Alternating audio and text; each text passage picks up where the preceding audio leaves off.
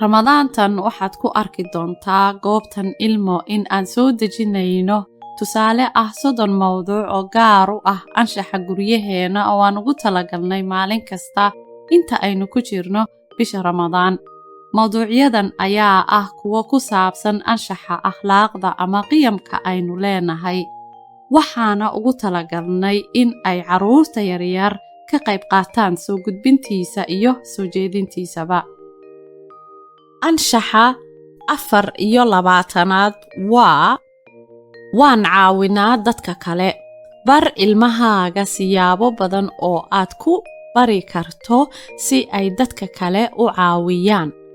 Tusaale ahaan, waxaad bartaa sida loo caawiyo walaalihiis, waayeelka iyo deriska.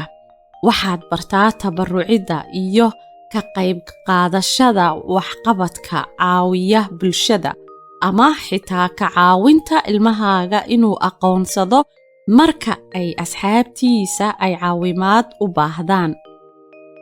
Ogow waxa tahay macalinka koowaad ee ilmahaagu leeyahay.